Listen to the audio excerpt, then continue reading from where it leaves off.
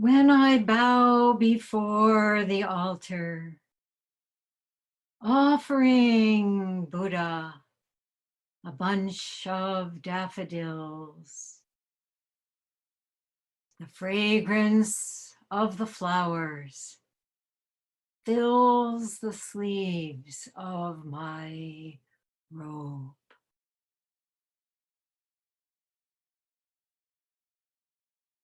I always love to read that poem by Nyogen Senzaki, but it feels particularly poignant this evening when I'm unable to offer daffodils in person at the altar at Daibosatsu. Thank you, Kimpu, for leading our commemorative service, and to the residents for being so very present. And poignant too, because instead of holding Jukai for the 12 students who have been preparing, it would have been today. And instead of sitting together at the monastery for Senzaki session,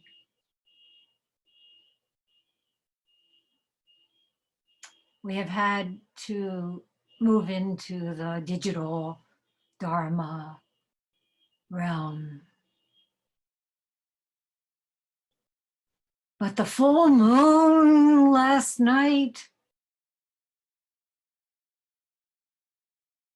the real nature of the universe, of our own true being, is always shining.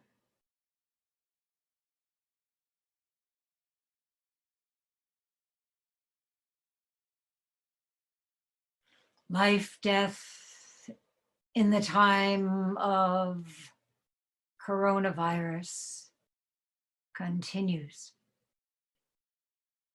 Most of us are sheltering at home, but many states and some countries are lifting restrictions, even though here in the United States, there is no cohesive strategy in place, and the death toll keeps rising.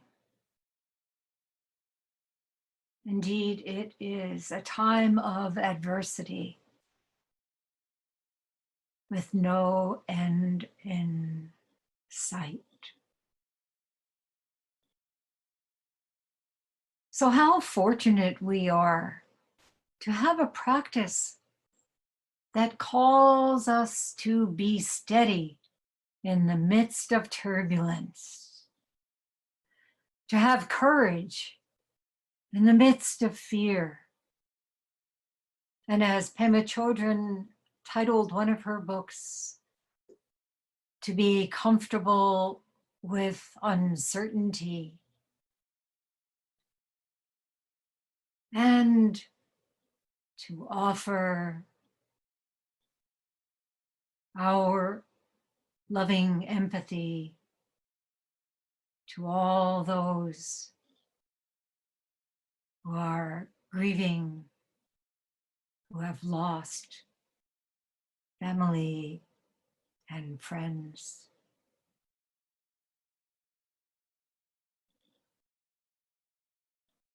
So our practice is really very basic and simple. We just return to the breath. Exhaling long, we become aware of everything that's going on, everything without exception, accepting our innermost emotions with kindness, with tenderness, we can move into the wide open spaciousness of a mind at ease.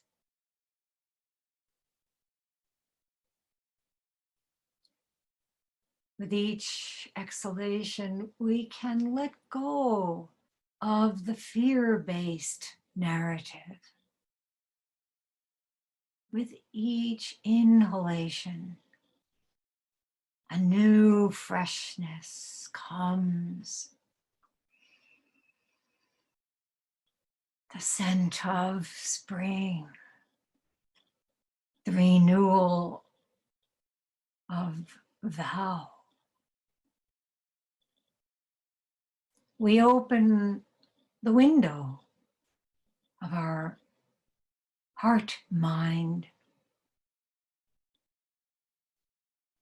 The natural rhythm of Zazen takes over. And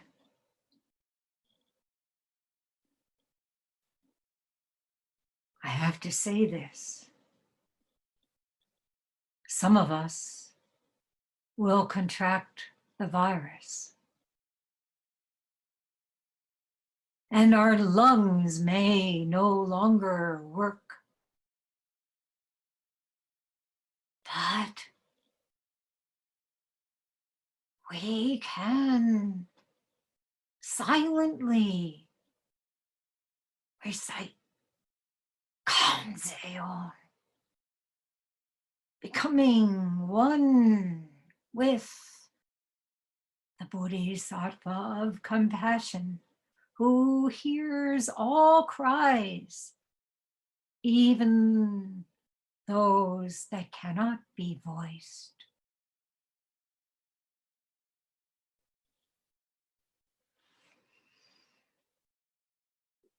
Nyogen Senzaki taught, in your meditation, you must have nothing in front, nothing in back. Blot out your hopes for the future. Cancel out your memories of the past. In this moment, there is no time, no space. There is only one eternal present. Zen calls this the moment of great death. Don't be afraid of it. You do not have to force yourself to enter into it. If you meditate faithfully, either counting your breaths or working on your koan, you will be there without self-consciousness, naturally and gracefully.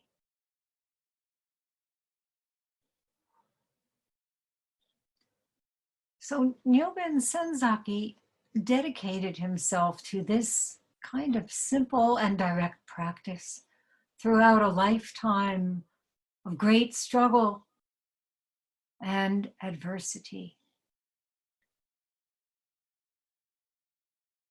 He manifested traits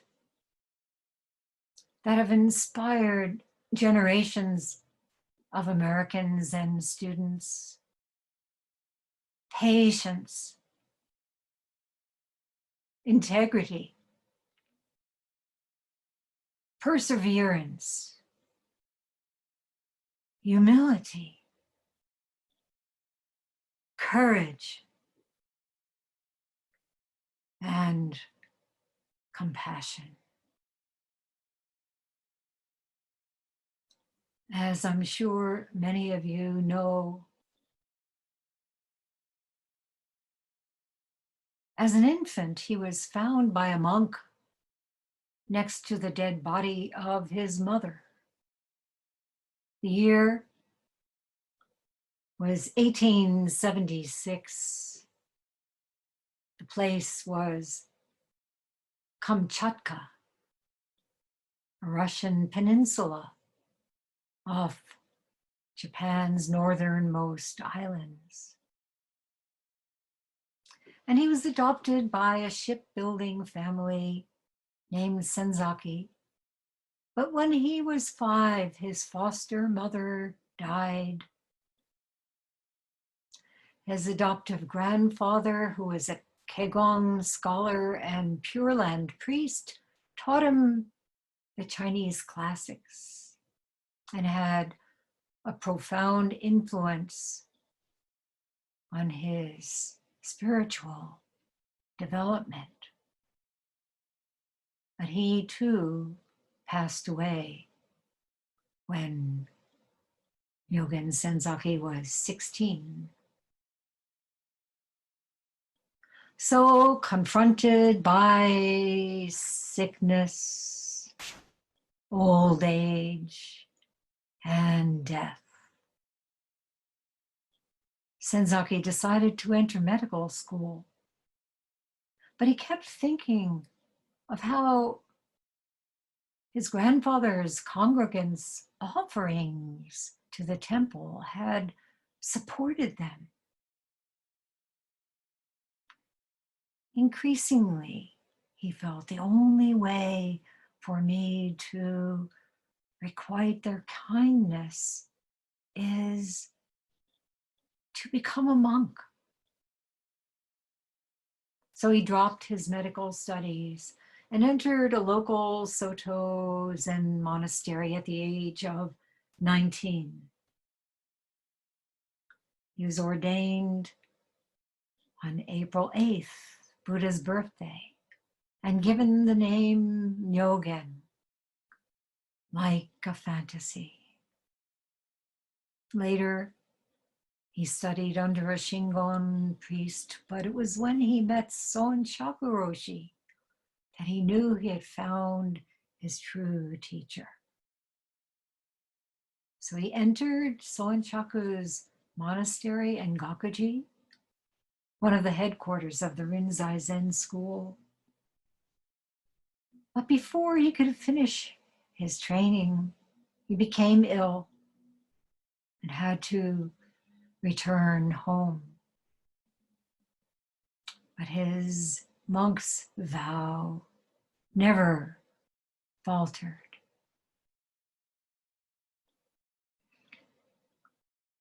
He resolved to bring Buddha's loving kindness to everyone he met, particularly the children. So he started a school called the Mentor Garden. His village was poverty-stricken. The Buddhist establishment had no use for his work. So he wrote to his teacher about his hopes to raise funds for the Mentor Garden in America. Arrangements were made for him to go on the same boat as Soen Shaku Roshi and D.T. Suzuki in 1905. They would stay at the San Francisco home of Alexander and Ida Russell. Ida Russell was the first Zen student in America. And of course, this was Soen Shaku Roshi's second trip. In 1893, he had addressed the World Parliament of Religions in Chicago. But once again, Nyogen Senzaki fell ill, this time with an eye disease, trachoma, that delayed his travel. And when he finally reached the Russells' home, things didn't go well. And he was left in San Francisco to fend for himself. He had no money, no support, barely a word of English. And he worked at various odd jobs night and day, studying the language in the few hours he had between shifts. As his teacher had told him, he waited 17 years before saying a word about Zen, hiring a public space when he could afford it, and establishing a little zendo in 1928. He moved to Los Angeles in 1931, where his first disciple, Shubin Tanahashi, became the Dharma link between him and a young poet monk in Japan named Soen Nakagawa. Deep spiritual friendship began immediately. But the years leading up to World War II made it impossible for them to meet in person. Letters, photographs crossed the Pacific Ocean along with their chanting and vows on Mandala Day each month. Soon after Pearl Harbor, the Army rounded up all those of Japanese ancestry in America. Some 110,000 people, and incarcerated them in internment camps.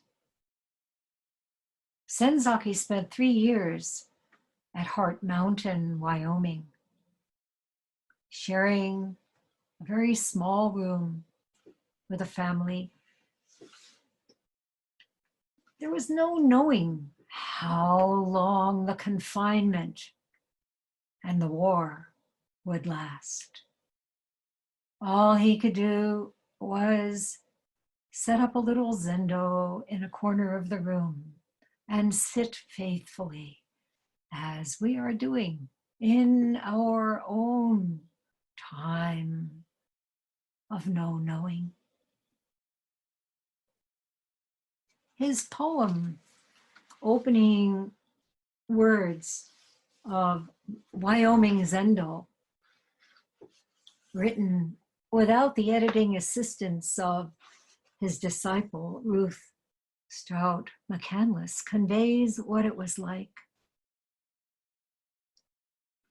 The evacuation cramped Japs by heads into the unite of barracks. Fortunately, the monk could stay with a Buddhist family. He called his share of space Ekkyo-an, a room of wisdom mirror. He suffered heat with the family in Santa Anita. He suffered cold with the family in Heart Mountain. He and the family and a number of Buddhists in the two places meditated together and recited sutras and studied Buddhism every morning. America gave the monk its alms, a single room today. He now reopens Tozen Zenkutsu, the meditation hall of the eastbound teaching. He had it 20 years in California, inviting many Caucasian Buddhists from all parts of the world.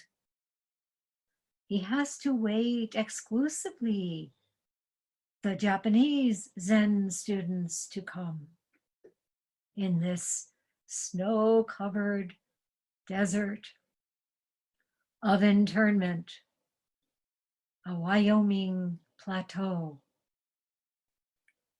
He has nothing to do with the trivialities of the dusty world.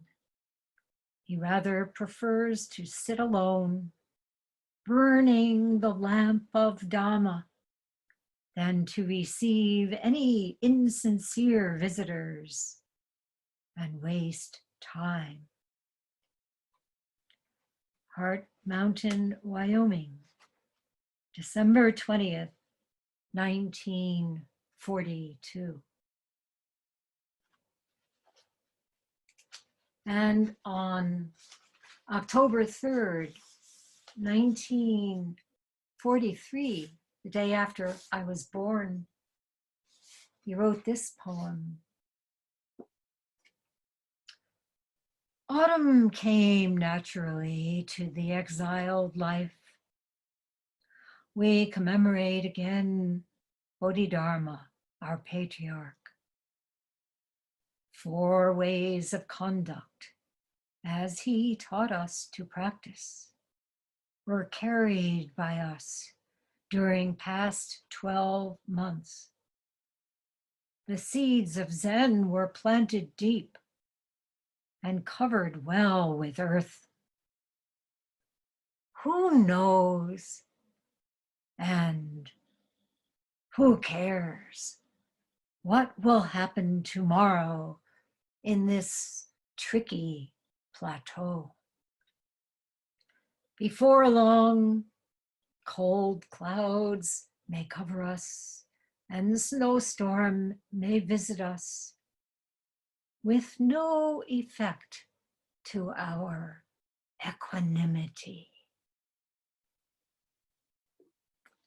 And then he gave the 4 ways of conduct taught by Bodhidharma. 1, requite hatred with loving kindness. 2, live within the law of causation. 3, avoid unreasonable desires. And 4, make Dharma the standard of life.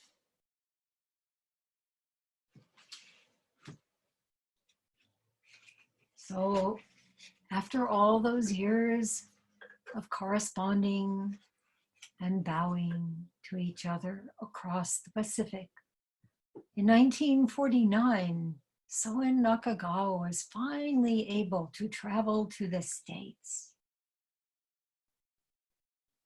On April 8th, his ship landed in San Francisco, and the 2 of them spent 6 joyful months together. In 1955, Nyogen Senzaki made his one and only trip back to Japan, accompanied by Ruth McCandless and another disciple.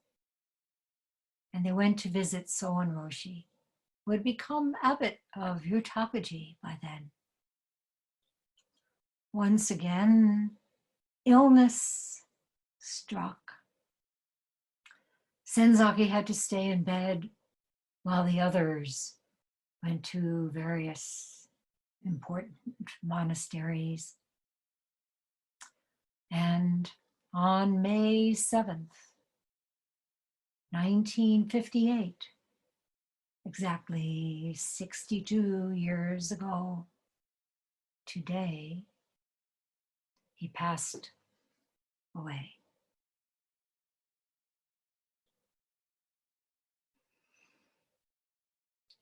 So because of Senzaki's inconspicuous but fervent Dharma activity, all of us are sitting here this evening, scattered as we may be throughout the world. Each one of us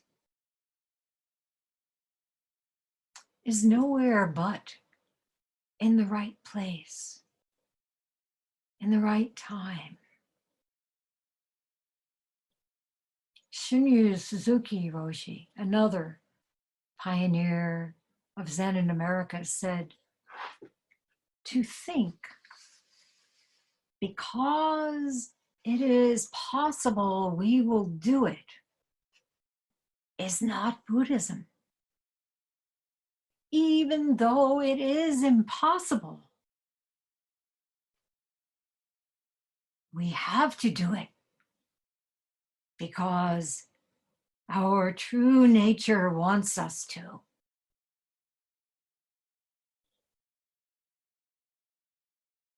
So,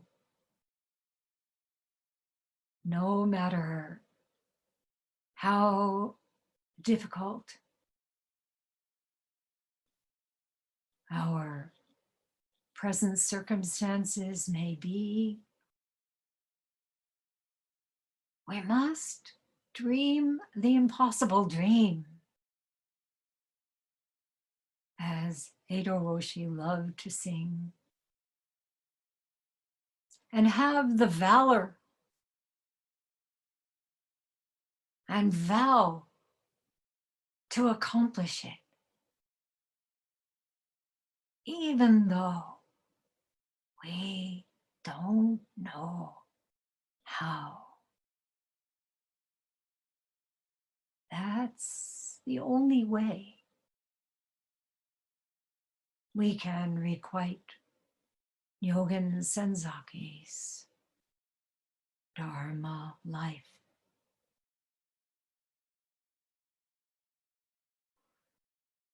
So on this Senzaki commemoration evening, at the end of our discussion, let's dedicate our chanting of the great vows for all to those who have lost their lives during these past few months, including our Dharma friend, Mia Ihara, who passed away this morning.